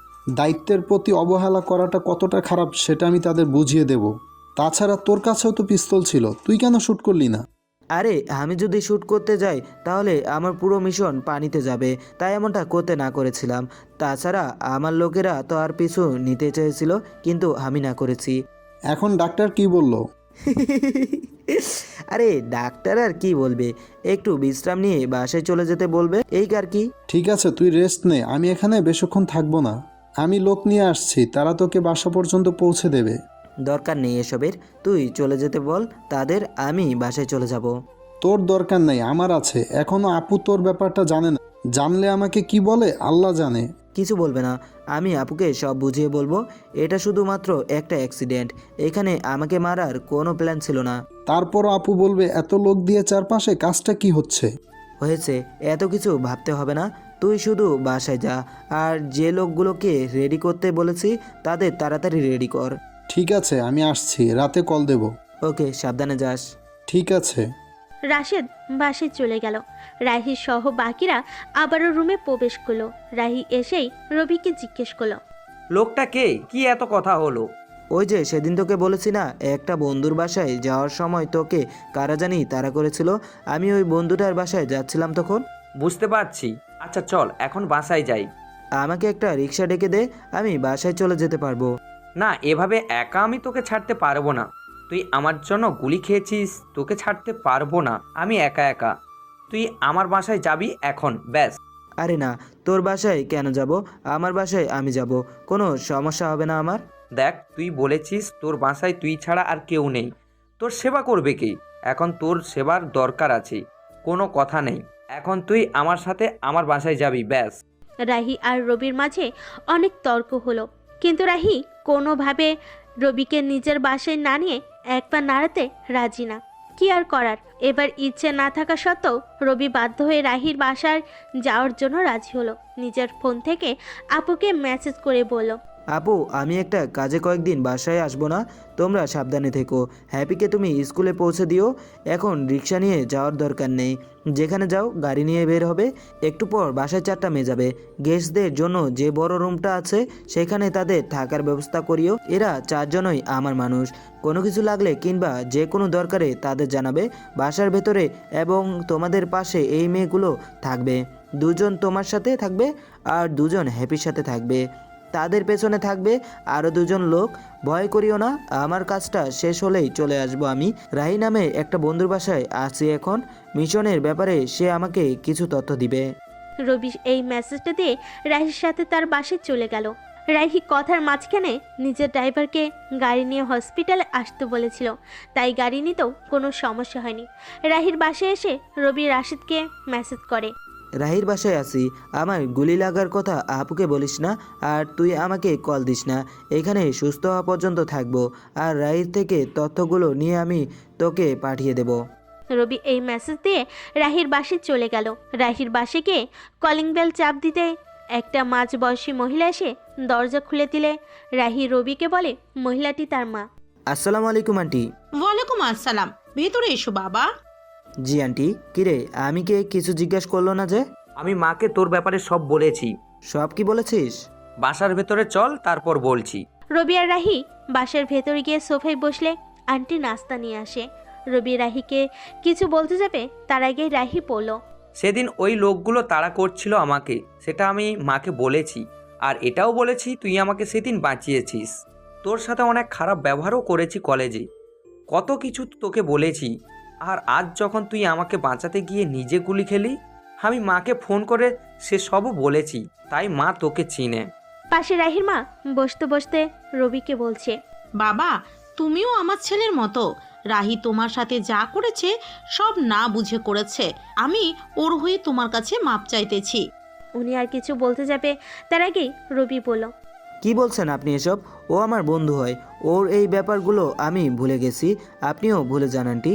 সবে এটা ওটা বলতে বলতে আরও কিছু সময় পার হয়ে গেল। রাহির বাসায় রবি 3টা দিন থেকে গেল। রাহির মা তো বলেছে রবিকে তাদের বাসায় থেকে যেতে, কিন্তু রবি না করে। কলেজের অবস্থাও বেশ শান্ত হয়ে গেছে। এই কয়দিনে রবি রাশিদ কিংবা আপু কারোর সাথে কথা বলেনি। আজ বিকালে রবি নিজের বাসায় চলে যাওয়ার জন্য রেডি হলো। রাহি বলল সে দিয়ে আসবে, কিন্তু রবি এখন তাকে বাসায় নিতে চায় না, তাই না করে দেয়। রাহিকে বলে একটা রিক্সা ডেকে দিতে। রাহি নিজের গাড়ি করে দিয়ে আসবে বলল। রবি এতে রাজি না হয় এক প্রকার অনিচ্ছা সত্ত্বেও রাহি রিক্সা ডেকে দেয়। রবি রিক্সা নিয়ে নিজেদের বাসে গিয়ে কলিং বেল চাপ দিলে একটা মেয়ে এসে দরজা খুলে দেয়। কে আপনি? কাকে চান? এই পরিবারেরই একজন সদস্য আমি। এখন পথ ছাড়েন, ভেতরে যাব। মেয়েটি রবি কখনো দেখেনি, কিভাবে বা দেখবে?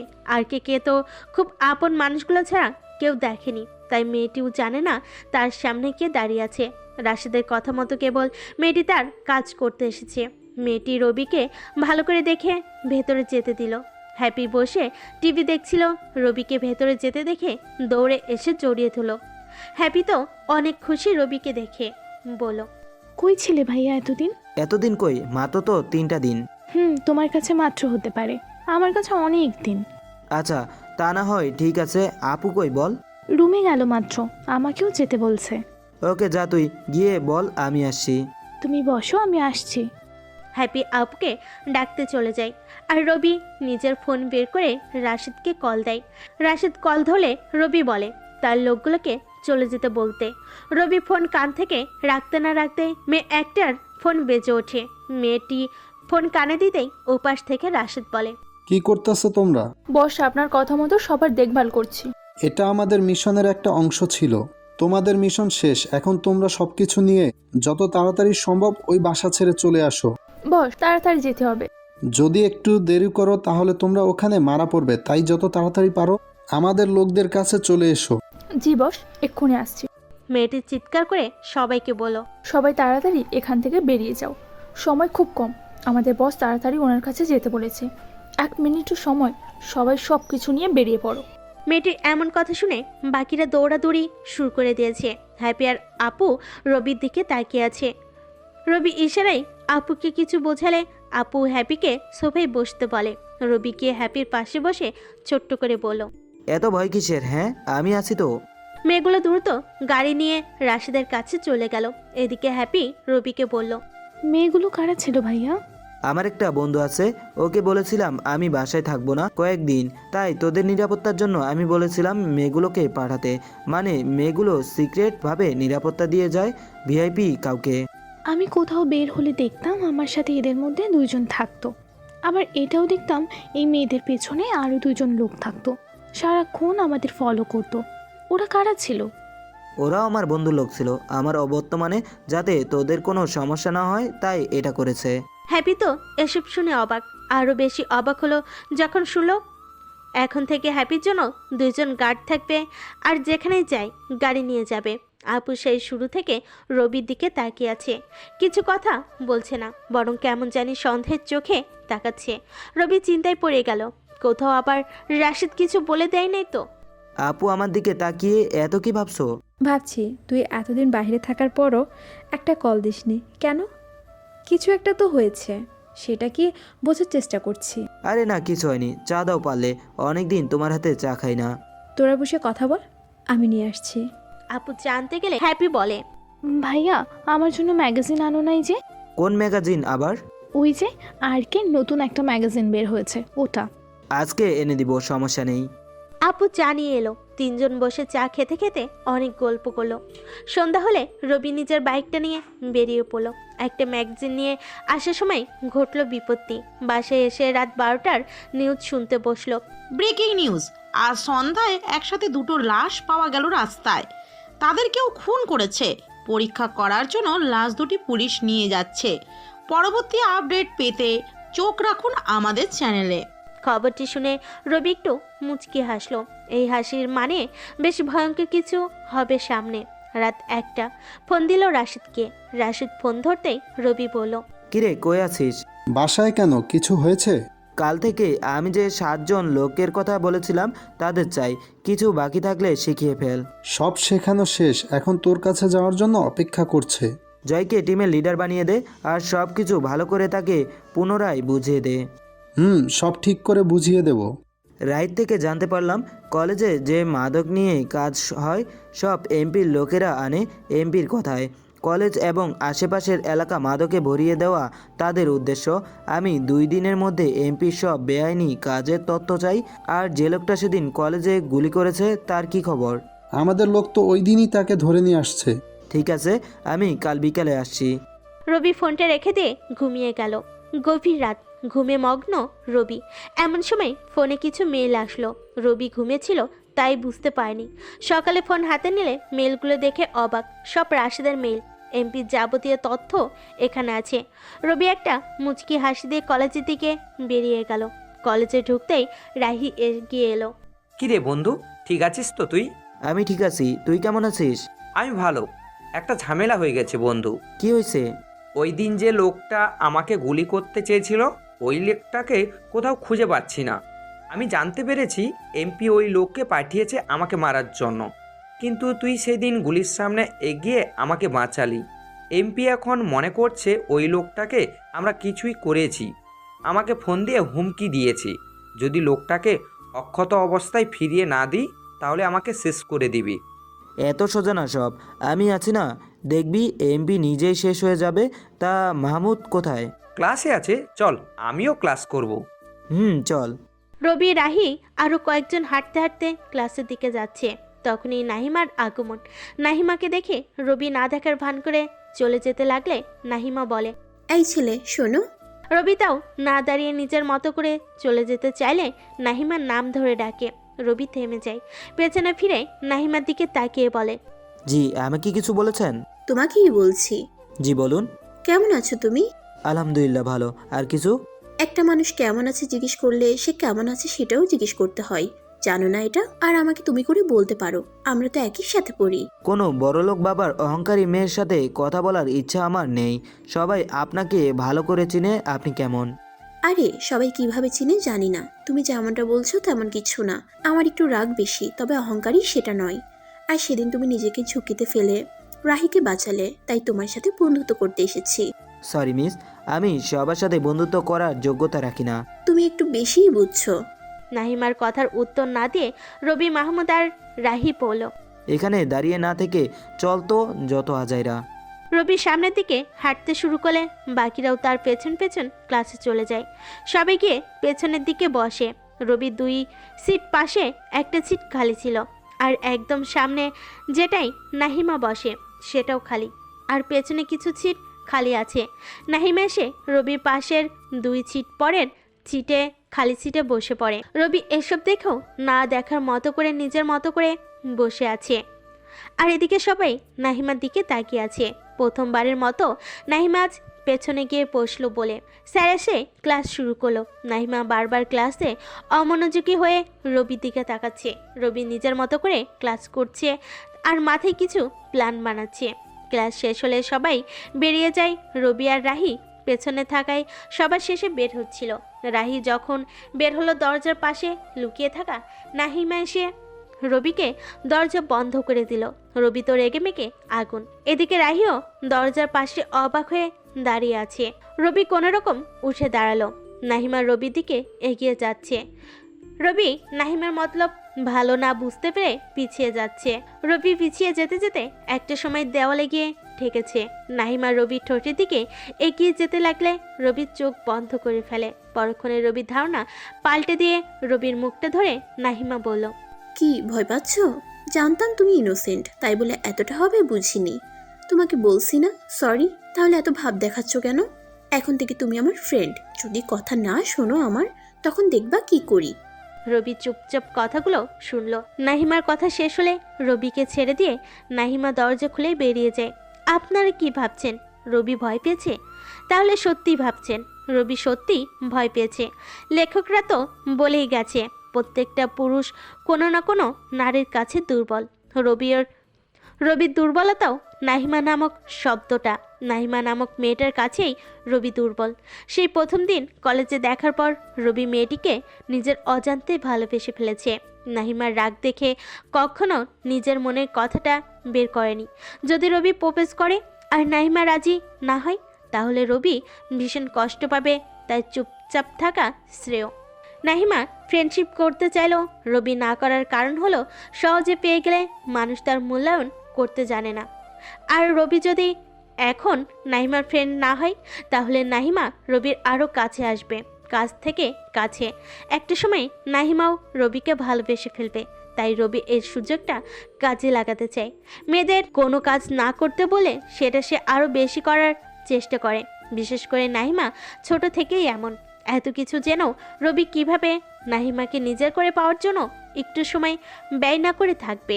সবাই নিজের মতো চলে গেল। নাহিমা আর রবির ঘটনার সাক্ষী হয়ে গেল রাহি। রবি রুম থেকে বের হলে রাহি বলে, কি মামা, তলে তলে জল খাও, আমি বললে দোষ? আজাইরা কথা না বলে চুপ থাক। হ্যাঁ মামা, তুমি এসব করবা, আমি বললে সমস্যা, তাই না? তুই একটু বেশি বুঝিস। ব্যাপারটা আমি তোকে বলছি শোন। হাঁটতে হাঁটতে বল শুনি। ব্যাপারটা হলো, তুই জানিস আমি নাহিমাকে লাইক করি, বলতে পারিস ভালোবাসি, কিন্তু আমি সেটা নাহিমাকে বললে সে রাজি নাও হতে পারে। তাই আমি তার সাথে বন্ধুত্ব করতেও রাজি হইনি। আর এতে সে রেগে গিয়ে আমার সাথে বন্ধুত্ব করার কথা বলেছে। আমি যদি বন্ধুত্ব করতে রাজি না হই, তাহলে সে আমাকে দেখে নেবে বলল। এখানে তলে তলে জল খাচ্ছি, ব্যাপারটা তেমন না। ওকে? বুঝতে পারছি। তাহলে প্ল্যান হলো নাহিমা নিজে এসে তোকে প্রপোজ করবে, তাই তো? হ্যাঁ সেটাই হবে। এখন বাসে যা। কথা বলতে বলতে রাহি নিজের বাসে চলে গেল।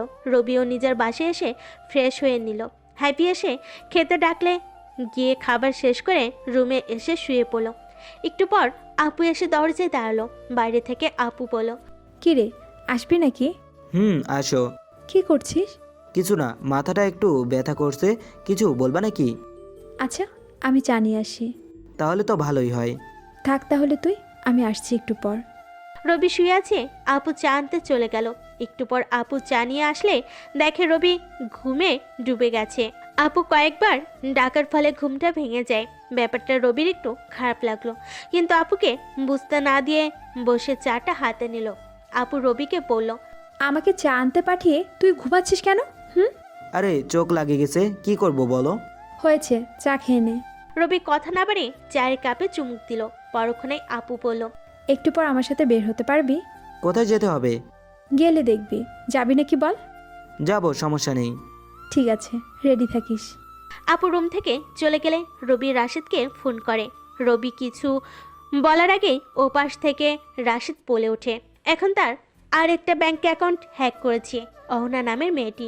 রাশিদ নিজেও হ্যাকিংয়ের ব্যাপারে ভালো জ্ঞান রাখে, তাই সে বুঝতে পারছে কাজটা কে করলো।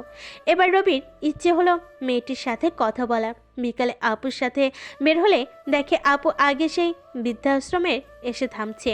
ভেতরে গিয়ে সবার সাথে কথা বলছে। রবি একটু দূরে দাঁড়িয়ে রাশেদের সাথে ফোনে কথা বলছে। হঠাৎ রবি খেয়াল করেছে একটা লোক ছাদে দাঁড়িয়ে আপুর দিকে তাকিয়ে আছে। পরক্ষণে দেখা যায় লোকটা একটা রাইফেল বের করে আপুর দিকে নিশানা করছে। রবি এবার বুঝতে পারলো কেউ আপুর আসার কথা আগে থেকেই জানতো আর আপুকে মারার প্ল্যান করেছে। রবি আপুকে চিৎকার করে বলে সরে যেতে। অজ্ঞাত লোকটি যখনই শ্যুট করতে যাবে তার আগেই রবি নিজের কোমরে থাকা হ্যান্ডগান দিয়ে লোকটাকে শ্যুট করে। বুকের ডান পাশে গুলি লাগার ফলে লোকটার হাত থেকে রাইফেল পড়ে যায়। রবি দৌড়ে গিয়ে আপুর পাশে দাঁড়ালে বৃদ্ধাশ্রমের গেট দিয়ে 4 জন লোক ঢুকে। লোকগুলো আর কেউ নয়, রবি লোক। তারা বাইরে ছিল, সারাক্ষণ তো রবির সাথে তারা থাকে, কিন্তু রবি তাদের নিষেধ করেছিল ভেতরে যেতে, তাই এই অঘটন ঘটল। লোকগুলো এসে রবি আর আপুকে চারপাশে ঘিরে ধরে, যাতে আর কেউ গুলি করলেও আপু কিংবা রবির গায়ে না পড়ে। রবি ইশারা করতেই একটা লোক দৌড়ে বিল্ডিংয়ের ছাদে গিয়ে দাঁড়ালো। অজ্ঞাত লোকটার পায়ে আরেকটা শ্যুট করে চারপাশে একবার চোখ বুলিয়ে নিল। পাশের বিল্ডিংয়ে আর সন্দেহজনক কাউকে দেখতে না পেয়ে অজ্ঞাত ব্যক্তির কাছে যেতে যেতে দেখলো লোকটি নিজের পকেট থেকে কোনো একটা ট্যাবলেট বের করে মুখে দেওয়ার চেষ্টা করছে। রবি লোকটা ওই অজ্ঞাত ব্যক্তির থেকে দূরে থাকার সময় পাবে না লোকটার হাত থেকে ট্যাবলেটটা নেওয়ার, তাই অজ্ঞাত ব্যক্তি হাতে একটা শ্যুট করে ট্যাবলেটটি ফেলে দিল। রবি আর তার লোকেরা গাড়িতে গিয়ে বসলো। রবি আর আপু পেছনের সিটে, ড্রাইভার আর একটা লোক সামনে। পেছনে গাড়িতে করে অজ্ঞাত লোকটি সহ বাকি 2টা লোক পেছনে রবির আরেকটা গাড়িতে উঠলো। রবির কথা মতো অজ্ঞাত লোকটিকে হাসপাতালে নিয়ে গেল আর রবি এবং আপু বাসে চলে আসলো। আপু মোটেও বিচলিত হয়নি এই ঘটনায়, কারণ আপু জানতো এমন কিছু হলে রবি এবং তার লোকেরা আশপাশ থেকে বেরিয়ে আসবে, এবং তাই হলো। আপু আর রবি বাসে এসে সোফায় গিয়ে বসলো। হ্যাপি অবাক হয়ে তাকিয়ে আছে রবির হাতে যে তখন থেকে পিস্তলটা আছে তার মনেই নেই। হ্যাপি রবির সামনে গেলে রবি হ্যাপিকে বলল পানি দিতে। হ্যাপি চোখ বড় বড় করে তাকিয়ে আছে। পরক্ষণে রবি নিজের হাতে খেয়াল করে পিস্তল এখনো হাতে আছে। রবি তড়িৎ গতিতে পিস্তলটা নিজের কোমরে গুজে নেয়। হ্যাপি কাঁপা কাঁপা গলায় বলে, হাতে ওটা কি তোমার? ভয় পেয়েছিস তাই না? আরে পাগলি, ওটা খেলার পিস্তল, তোর সাথে প্রাঙ্ক করেছিলাম। সত্যি ভয় পেলি? ভাইয়া, আমি এতটাও ছোট নই, কোনটা আসল আর কোনটা নকল চিনবো না। আরে আমি আসল পিস্তল কই পাবো? এটা তো আপুর প্ল্যান ছিল তোর সাথে প্র্যাঙ্ক করবে, নয়তো আপুকে জিজ্ঞেস কর। রবি কথাটা শেষ করতেই হ্যাপি আপুর দিকে তাকায়। আপুও রবির কথায় তাল মিলে কথা বলা শুরু করে। রবি সোফা থেকে উঠে নিজের রুমে চলে যায়। এদিকে হ্যাপি আপুকে বলে, আপু, এটা কি সত্যি? হ্যাঁ, তোর সাথে ছোট্ট একটা প্র্যাঙ্ক করলাম, দেখলাম তুই কেমন ভয় পাস। যদিও তেমন একটা ভয় পাসনি, শুধু অবাক হলি। তুমি মিথ্যা বলছো, ওইটা সত্যি পিস্তল ছিল। আর তুমি ঘেমে গেছো, ভাইয়াও দেখলাম ঘেমে আছে। সত্যিটা কি বলো? সত্যিটা হলো তুই কেমন ভয় পাস দেখার জন্য এই খেলনার পিস্তল দিয়ে মজা করলাম। হ্যাপি আপুর কথাই বিশ্বাস করতে না পেরে রবির রুমে গিয়ে দাঁড়ালো। রবি তখন ফোন কানে দিয়েছিল।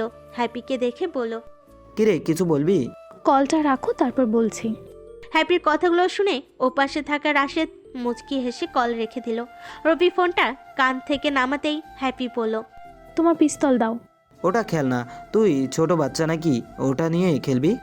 আমি খেলার জন্য চাই নাই, দাও ওটা, আমি দেখব। রবি নিজের কোমর থেকে পিস্তল বের করে হ্যাপির হাতে দিয়ে বলল, দেখ খেলনাই। হ্যাপি ভালো করে দেখে বলল, আসলেই তো খেলনা। তাহলে তোমরা এত ঘেমে গেলে কেন? বাইরে কি কিছু হয়েছে? না কিছু হয়নি তো। আর পিচ্ছি এত কিছু বুঝতে হবে না তোকে, যা তো, আমার কাজ আছে। হ্যাপি চলে গেলে রবি একটা স্বস্তির নিঃশ্বাস ফেলে। আপনারা হয়তো ভাবছেন রবির হাতে তো আসল পিস্তল ছিল, তাহলে হ্যাপি চিনল না কেন? আসলে ব্যাপারটা হলো, রবি জানতো হ্যাপি পুনরায় পিস্তলটা দেখতে চাইবে, তাই তো পানি না খেয়েও নিজের রুমে চলে আসছে। আর রুমে এসে রবি আসল পিস্তলটা ডয়ারে রেখে দিয়ে খেলনার পিস্তল নিল। তাই হ্যাপি চিনে নাই। আর আপু তো রবির ব্যাপারে সব জানে, তাই আপু রবির কথাই হ্যাঁ মিলিয়েছে। হ্যাপি খেলনার পিস্তল নিয়ে রবির রুম থেকে বের হয়ে গেলে রবি আবারও রাশিদকে ফোন করে। অজ্ঞাত লোকটির যাবতীয় তথ্য নিয়েতে বলে। রাশিদ জানাই লোকটির অতিরিক্ত রক্তক্ষরণের ফলে অজ্ঞান হয়ে আছে, ঘন্টা খানেক পর জ্ঞান ফিরলে তথ্য নিতে পারবে। রবি ফোন রেখে দিয়ে কম্পিউটারের সামনে গিয়ে বসে। অবশ্য প্রতিবারের মতো দরজা লক করে সিক্রেট রুমে প্রবেশ করে, তবে কম্পিউটার ওপেন করেছে। আগের কাজটা আগে শেষ করতে চাই রবি, তাই কম্পিউটার ওপেন করেই অহনা নামের মেয়েটির সাথে কথা বলার চেষ্টা করে। এবার রবি অহনার পুরো সিস্টেম হ্যাক করে নিয়ে মেয়েটির কম্পিউটারে কিছু ভাইরাস অ্যাক্টিভ করে দেয়। কোনো কারণে অহনার মাউসে হাত লাগলে সাথে সাথে অহনার ছবি রবির কাছে চলে আসবে, আর মাউস ছাড়া কাজ করলে ছবি পাবে না। আর কোনো ইউজার মাউসে হাত না দিয়ে কাজ করে না, শুধু যে কিবোর্ডের উপর কাজ করবে এমন কেউ নাই বললেই চলে।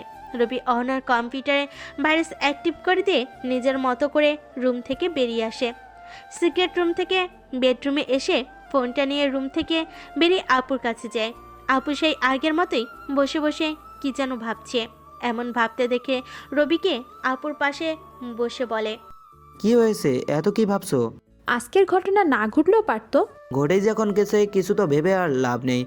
কেন ঘটেছে, কে ঘটিয়েছে, এইসব বের করার দায়িত্ব আমার। তুমি এসব নিয়ে চিন্তা করো না, এখন থেকে একটু সাবধানে থাকবে। আর আমি রাশেদের সাথে কথা বলছি, এখন থেকে হ্যাপি আর তোমার সাথে 3 জন করে গার্ড থাকবে। যে কোনো ধরনের সমস্যায় তারা সামনে থাকবে। এসবের কোনো দরকার নেই। তোমার দরকার নাই, আমার আছে। আমি তোমাদের কারো ক্ষতি হোক সেটা মানতে পারবো না। এখন আমি যা বলছি সেটাই হবে। রবি বাসের ছাদে গিয়ে দাঁড়ালো।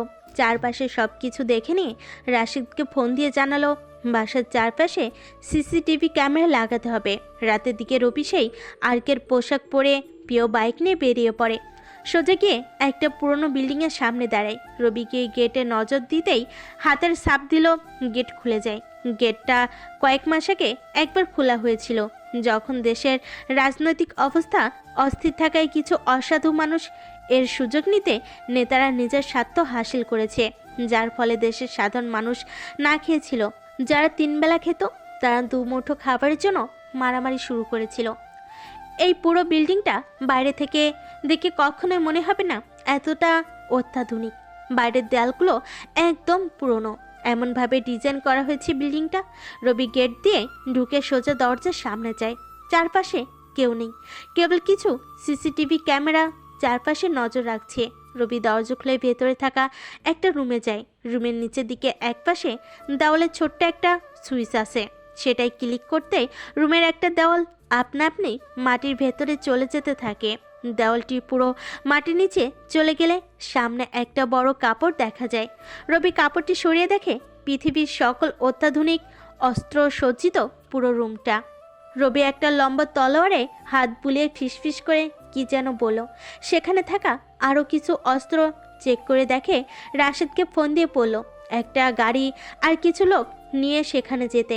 অবশ্য লোকগুলো পুরনো লোক নিতে বলেছে, যাতে পরবর্তী কোনো ঝামেলায় পড়তে না হয়। রবি একটা পিস্তল নিজের কোমরে কুচে নিল। একটু পর রাশেদ সহ কিছু লোক আসলে রবি সেখান থেকে বাইক নিয়ে চলে যায়। রবি বলে দিয়েছিল সেখানে থাকা সব অস্ত্র নিয়ে যেতে, আর সেগুলো যাবতীয় ব্যবহার লোকেদের শেখাতে। রাত 9টা। রবি নিজের রুম থেকে বের হতেই আপু বলল, কি রে, কোথাও বের হবি নাকি? একটু কাজ আছে, রাশেদের কাছে যাব। রবি রাশেদের কাছে গিয়ে বলল, যারা আমার উপর হামলা করেছে ওই 2 লোককে আমার সামনে চাই। 10 মিনিটের মধ্যে এখানে নিয়ে আসতে বলছি। কোথায় এখন ওরা?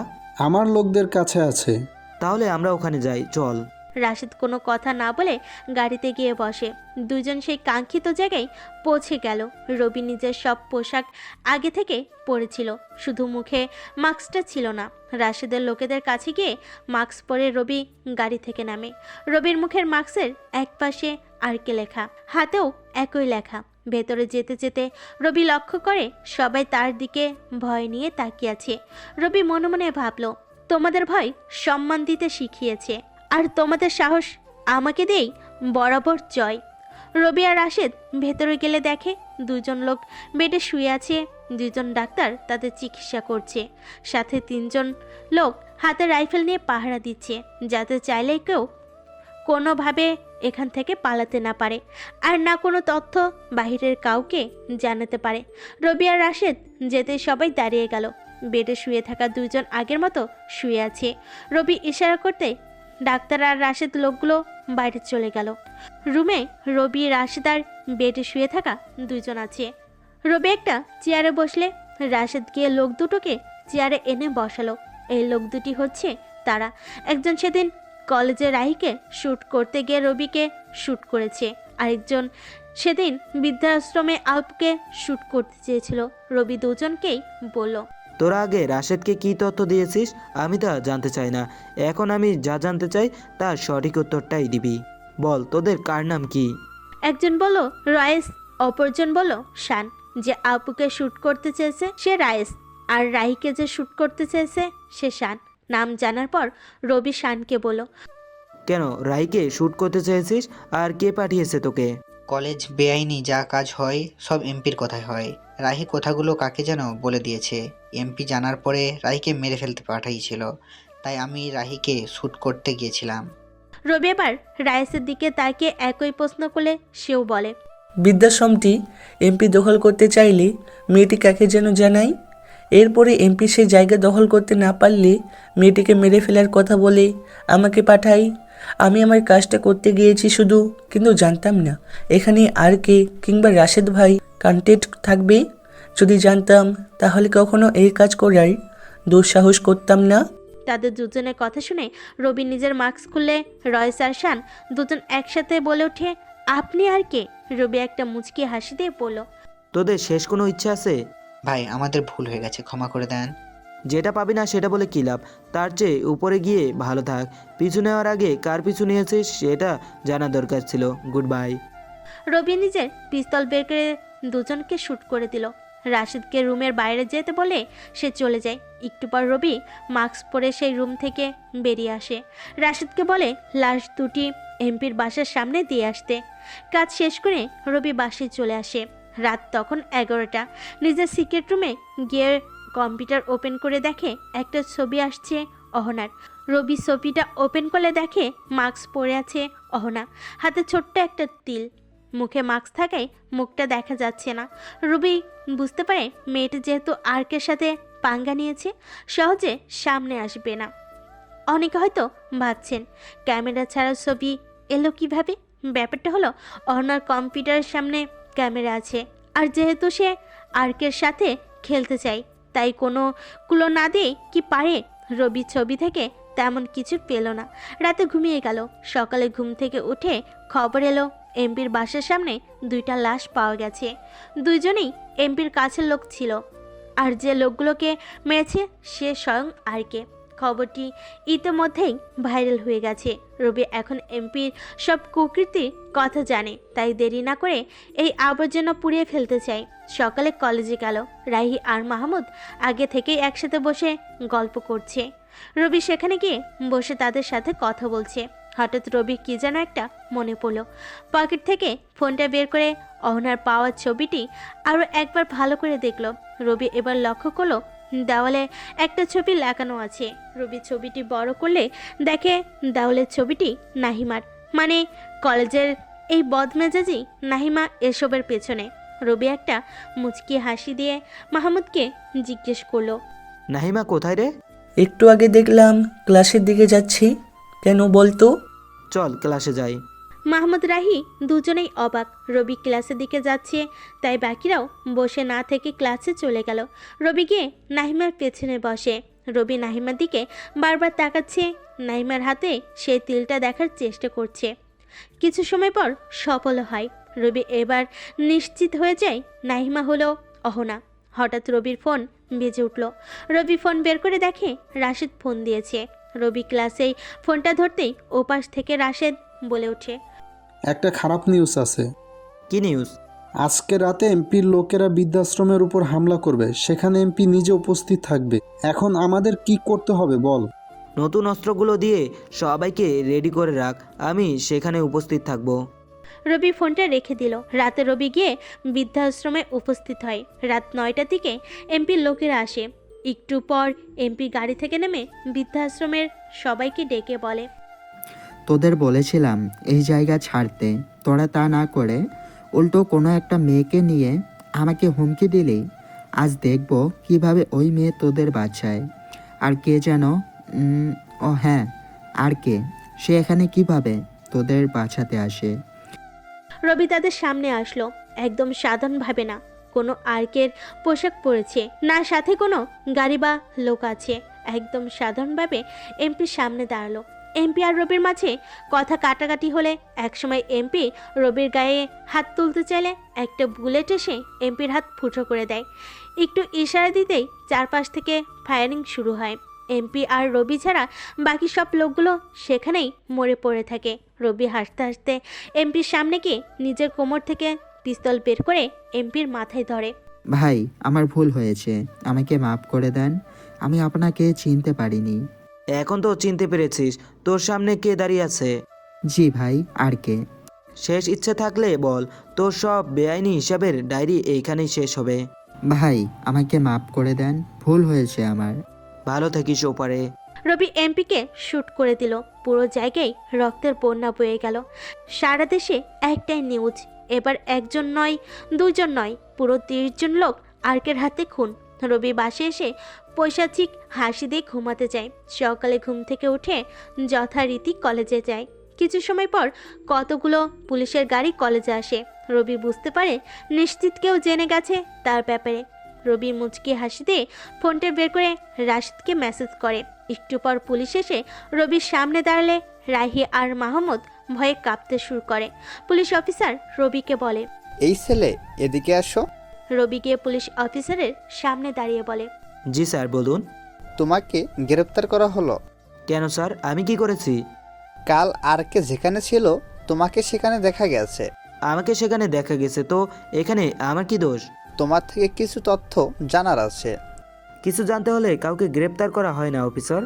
এত বেশি বুবলি ফুটেছে কেন মুখে? হ্যাঁ, কথাটা বলতে বলতে রবির কলার ধরে বসলো পুলিশ অফিসার। রবি মুচকি হাসি দিয়ে অফিসারের সাথে কয়েক পা বাড়িয়েই যখন পুলিশের গাড়িতে উঠতে যাবে, 4টা সেনাবাহিনীর গাড়ি ঢুকলো কলেজে। পুলিশ অফিসার সহ কলেজের সবাই বেশ অবাক। সেনাবাহিনীর গাড়ি থেকে সবাই নেমে রবি আর বাকি পুলিশদেরকে ঘিরে দাঁড়ালো। সৈনিকের সাথে ছিল একজন কর্নেল। তিনি এসে রবিকে সালাম দিতেই পুলিশ অফিসারের হাত কাঁপতে শুরু করলো। রবি কিছু না বলে দাঁড়িয়ে সবার অবস্থা দেখছে। রবি খেয়াল করে ইতিমধ্যে রাশেদ সহ বাকি লোকেরাও চলে আসছে। রাশেদ কর্নেলের সামনে এসে দাঁড়ালে কর্নেল কাঁপা কাঁপা গলায় বলে, ভাই আপনি এখানে? আপনি ডাকলে তো আমি নিজেই চলে যেতাম। আমি দেখতে এলাম এই অফিসারের কত বড় সাহস, আমার বন্ধুকে গ্রেপ্তার করতে এসেছে। তার কলিজাটা আমার লাগবে, তাই নিতে এলাম। রাশেদের এমন ভয়ঙ্কর কথা শুনে পুলিশ অফিসারের প্যান্ট ইতিমধ্যেই নষ্ট হয়ে গেল। পুলিশ অফিসার কাঁপতে কাঁপতে রাশেদের পা ধরে ফেলল। কাঁদো কাঁদো গলায় বলছে, ভাই আমার ভুল হয়ে গেছে। এমপির ছেলে জিসান আমাকে এই তথ্য দিয়েছে, তাই রবিকে গ্রেপ্তার করতে এলাম। এখানে আপনি সংযুক্ত আছেন জানলে আমি কখনো আসতাম না। তোর এত বকবকানি শোনার সময় আমার নেই। কথাটা বলতে বলতে রাশেদ পিস্তল বের করে শ্যুট করতে যাবে, তখনই রবি নাক কুলো। চারপাশে সবাই তাকিয়ে আছে। রবি সবাইকে বলল যত তাড়াতাড়ি সম্ভব সবাইকে কলেজ থেকে যেতে আর এমপির ছেলেকে গ্রেপ্তার করতে। সবাই চলে গেল। কলেজের সবাই তাকিয়ে আছে রবির দিকে। রাশেদ যাওয়ার সময় রবির কানে কানে বলল, ভাবি কিন্তু দেখতে ভালো, প্রপোজটা করেই দে। রবি মুচকি হেসে রাশেদকে বলল। যা তুই এখান থেকে। রাশেদ চলে গেল। রবি আর কে এর বাইরেও তার একটা পরিচয় আছে, আর সেটা হলো সিক্রেট এজেন্ট। তাই সেনাবাহিনীর কর্নেল রবিকে এসে সালাম দিয়েছে। রবি একজন সৈনিক ছিল, ধীরে ধীরে পদোন্নীত হয়, তারপর একটা মিশনে ডাক পেলে ভালো নেতৃত্ব দিতে পেরে সিক্রেট এজেন্সি তার সাথে কথা বলে তার ব্যাপারে সব তথ্য নিয়ে তাকে পাঠিয়ে দেওয়া হয় কিছু মাফিয়াকে শেষ করতে। সব মিশন সফলভাবে শেষ করতে পারাই তাকে সিক্রেট এজেন্টের বড় একটি পদে নিযুক্ত করে। এভাবে সে হয়ে ওঠে ভয়ঙ্কর থেকে অতি ভয়ঙ্কর, আর নাম হয় আর কে। অহনা নামে নাহিমা তাকিয়ে আছে রবির দিকে, বাকিরা তো তাকিয়ে আছেই। রবির চোখ তো কেবল অহনাকেই খুঁজে। অহনাকে দেখে তার কাছে গিয়ে বলল, কি মিস অহনা, এত কি ভাবছেন? তুমি এই নাম কিভাবে জানলে? পরে একদিন বলবো, এখন আসি, কাজ আছে। কোথায় যাবে এখন? বহুদূর যেতে হবে। ফিরবে কখন? জানি না, হয়তো ফিরবো না। কেনই বা ফিরবো? তুমি কি কিছু বুঝো না? আমি কি বুঝবো আবার? উফ, আর পারি না। তোমাকে যে আমি ভালোবাসি সেটা কি বুঝো না, নাকি বুঝতে চাও না? এভাবে না বলে প্রপোজ করলেই পারেন। কাল সকাল 9টায় আমি নীল শাড়ি পরে আসবো, আপনি নীল পাঞ্জাবি পরে আসবেন অবশ্যই। তাহলে এখন আসি। রবি অহনার সাথে কথা শেষ করে রাহি আর মাহমুদের কাছে যায়। তারা বেশ অবাক হয়ে আছে, ভাবতেই পারছে না রাশিদের মতো একজন মাফিয়ার বন্ধু রবি। রবি সবাইকে বুঝিয়ে চলে এলো বাসায়। আপুকে কলেজে ঘটে যাওয়া সব ঘটনা বলল। আপু তো রবিকে শিখিয়ে দিল কিভাবে প্রপোজ করবে অহনাকে। পরদিন সকালে ঘুম থেকে উঠে ফ্রেশ হয়ে তাড়াতাড়ি নাস্তা করে নিল, বাইক নিয়ে বের হলো কলেজের দিকে। মিনিট 5 পর রবি কলেজে চলে গেল।